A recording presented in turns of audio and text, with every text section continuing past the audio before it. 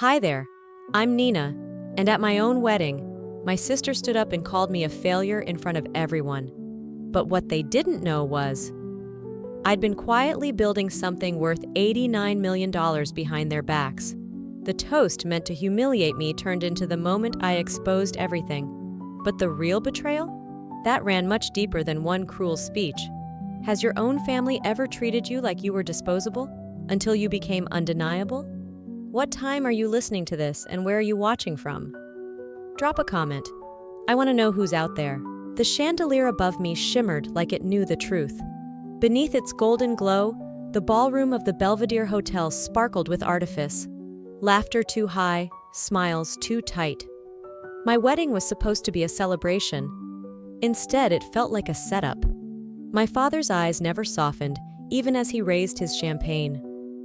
To my daughter, he began, pausing just enough to let the weight settle. Who's finally settled down after years of chasing, whatever it is she does. Laughter scattered like broken glass. My grip tightened on Elliot's hand. He moved slightly, like he was going to stand. I didn't let him, not yet. And Elliot, Richard continued, eyes skimming the room like a hawk circling prey. A modest architect, no doubt a calming influence on Nina's eccentric ambitions. The air turned cold, heavy. I smiled. My mouth did, but my insides coiled. Across the table, Caleb covered her smirk behind a wine glass. My mother looked down at her plate. Nobody stopped him. Nobody ever did. I stared straight ahead, my pulse a quiet thunder. For years I had swallowed moments like this, let them sink into me like stones. Tonight, I came prepared. 16 years ago, Richard told me I'd never be more than a pretty face with reckless ideas. At 14, I believed him. By 21, I started building secure core in secret, working double shifts and burying my victories under fake names. While Caleb was being groomed to inherit, I was hacking into silence. Now, I was done hiding.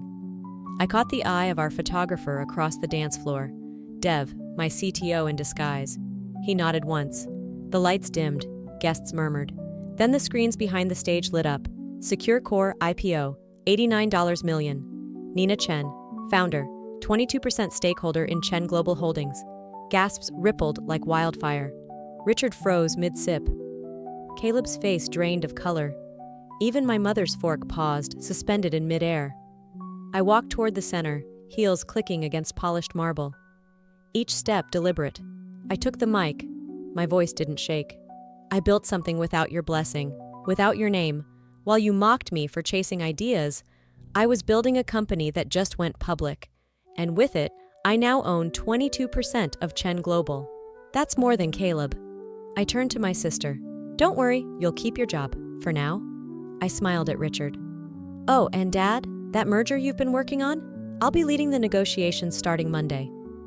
A beat of silence, then whispers, dissonant, raw. I walked back to Elliot. His eyes held awe, but I only felt hollow. Richard leaned toward me, words sharp like ice. You'll regret this. I didn't flinch. We'll see. The music resumed, brittle and off-key, but no one danced. I woke up to the sound of silence. No clinking glasses, no whispers in silk, just the low hum of the refrigerator and the faint scent of burnt toast. Elliot was in the kitchen, moving carefully, like one wrong sound might break me. Coffee? He asked without turning. I nodded, but my mind wasn't there. Not on caffeine, not on last night's shattered celebration.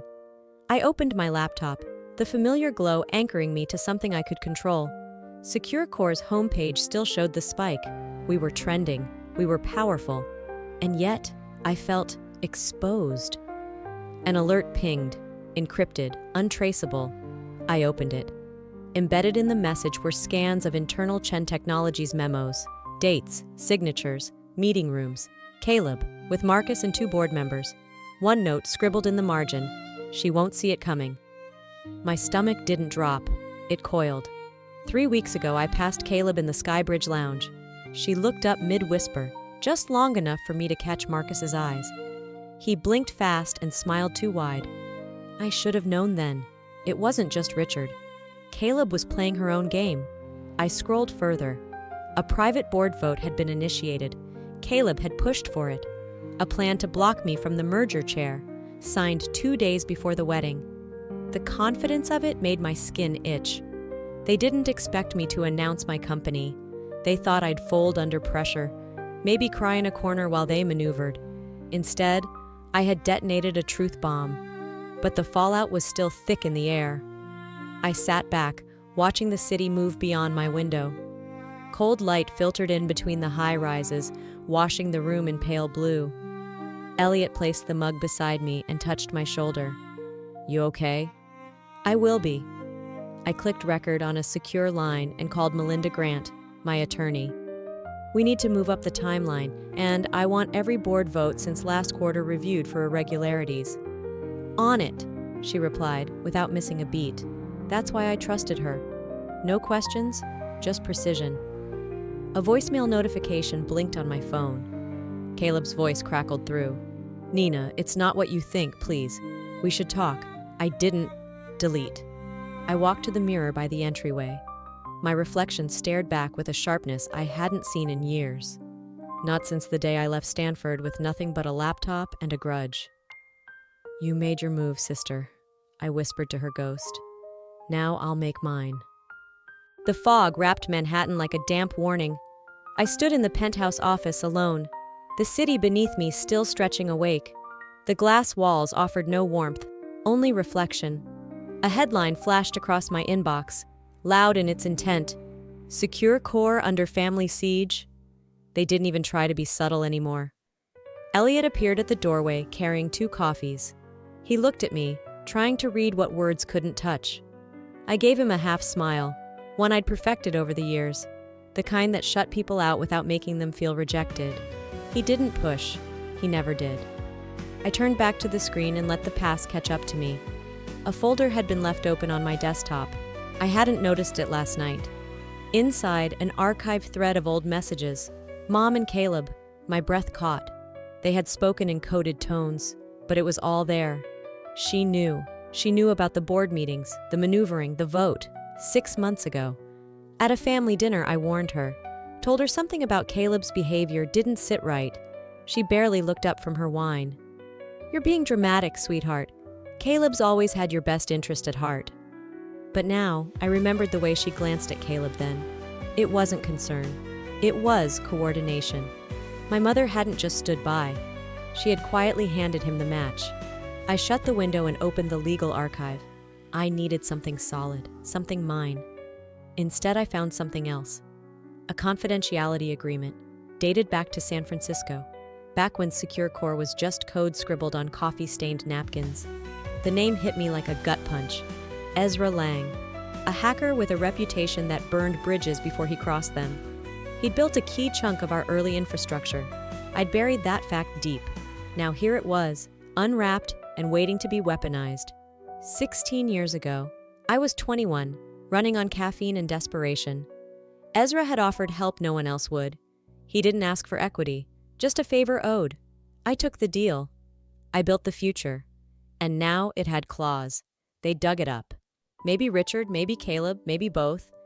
Feed this to the board, twist it with some legal jargon, and suddenly, I'm not the visionary founder. I'm a liability. A message pinged, no sender, just one line.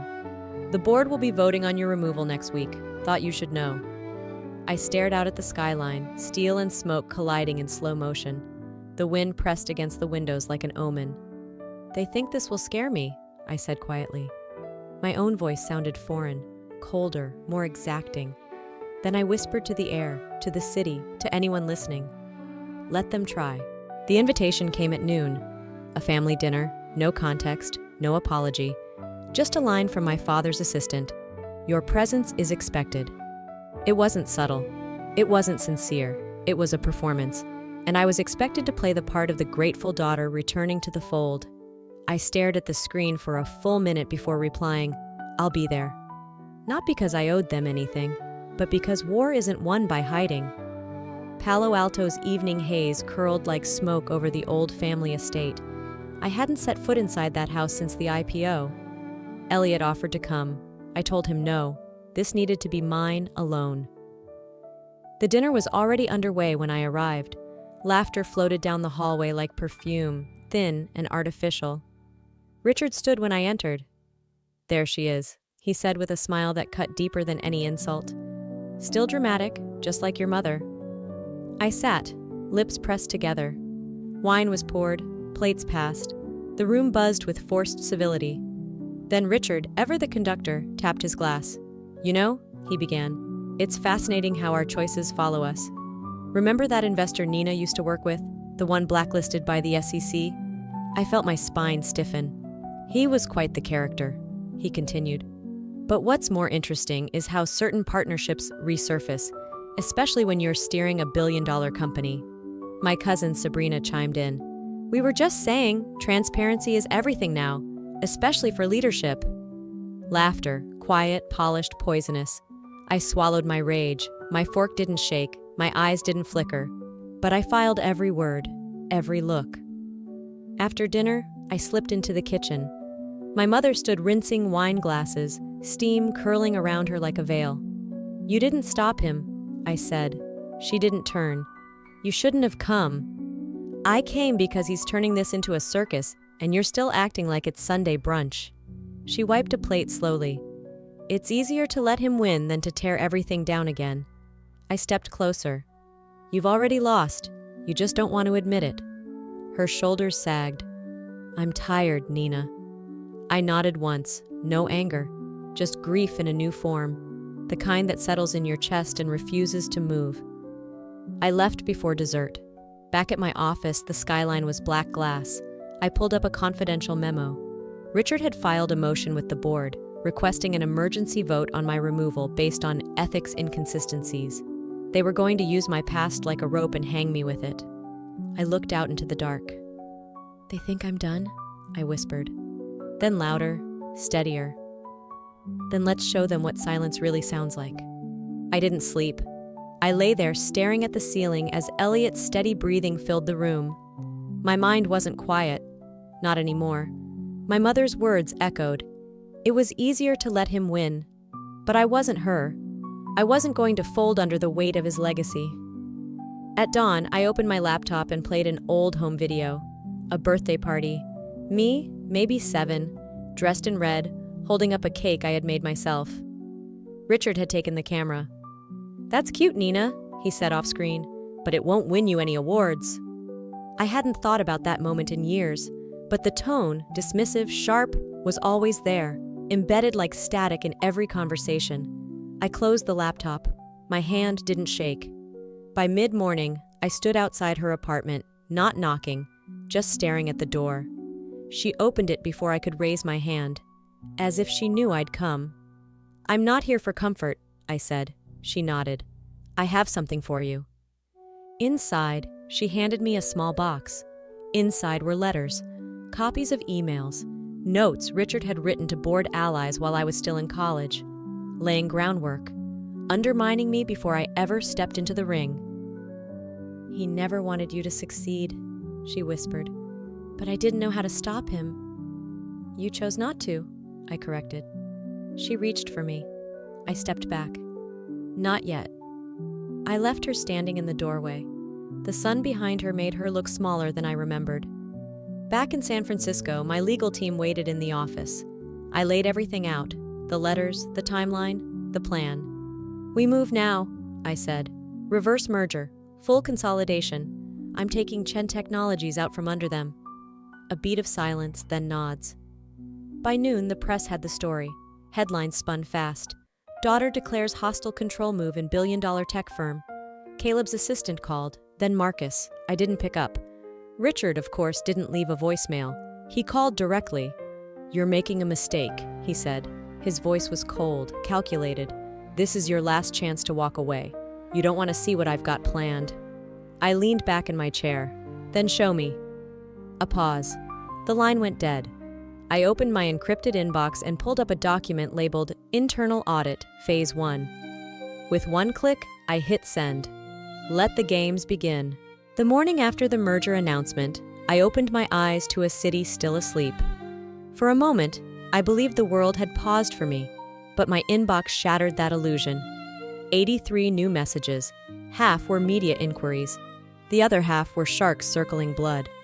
I walked into Chen Technologies with a calm face and a storm brewing beneath. The boardroom lights felt colder, the walls thinner. I knew something was coming. I just didn't know how soon.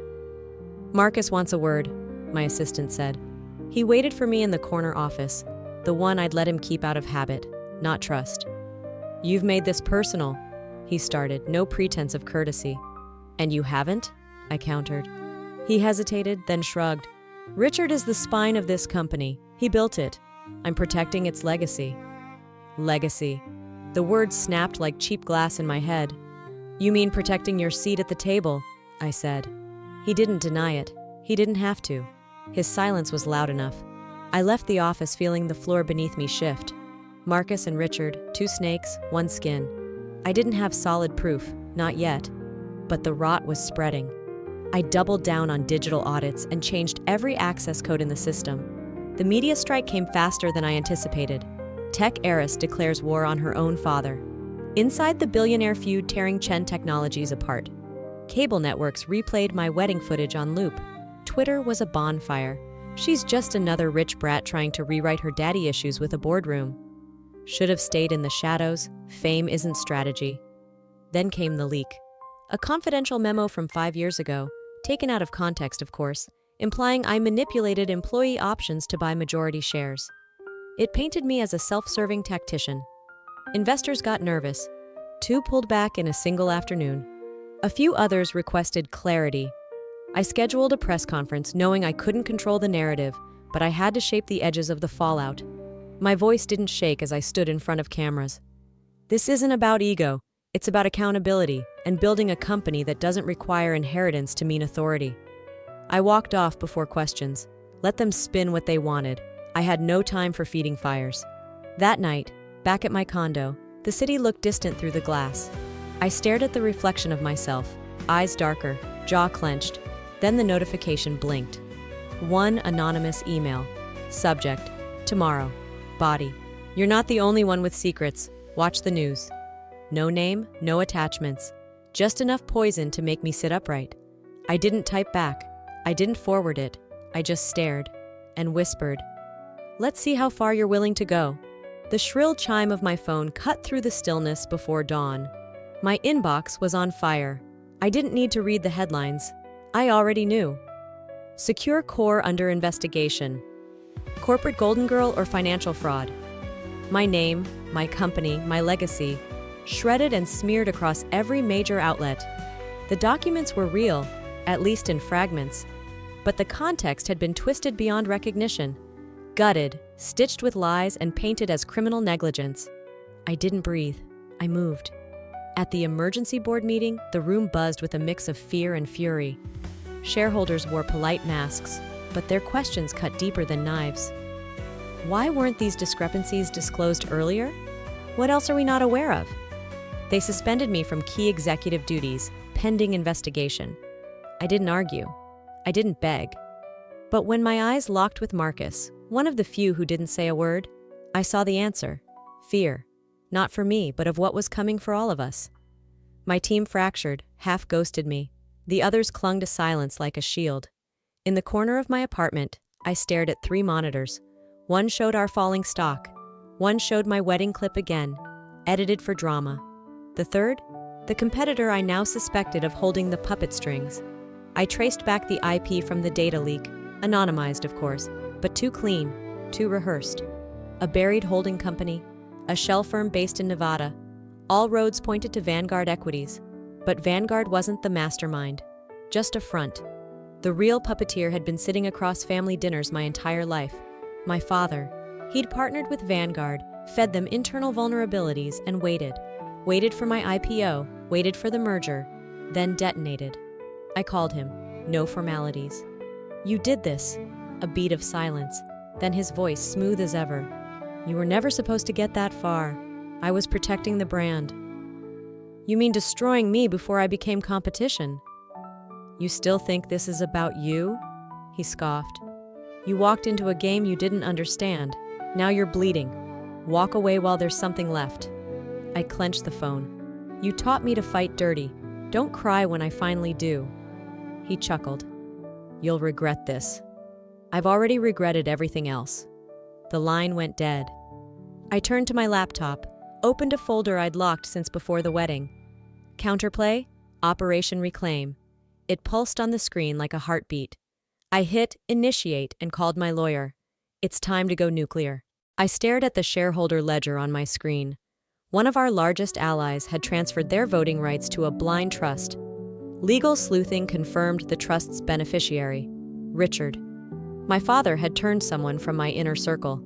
I didn't need to guess who. By the time I reached the private conference room, the betrayal stood there waiting. Gray suit, polished smile, and not an ounce of shame. I didn't want to do this, he said, but Richard offered stability. You offer war. And you chose safety, I replied flatly. No, I chose survival. He left before I could respond, but I didn't need to say anything. The board vote was 2 hours away, and I wasn't done yet. Back in the war room, I activated Operation Reclaim. My legal team, cloaked in NDAs and silence, initiated the emergency clause buried deep in Secure Corps' original bylaws, a relic Richard never thought I'd find. It allowed for a countervote using strategic equity held through silent partners and a long-dormant holding company, my holding company. Then came the kill shot. A team member slid a thumb drive across the table. Clean copy, verified source, audio only. It was Richard's voice, calm, calculated, and clear.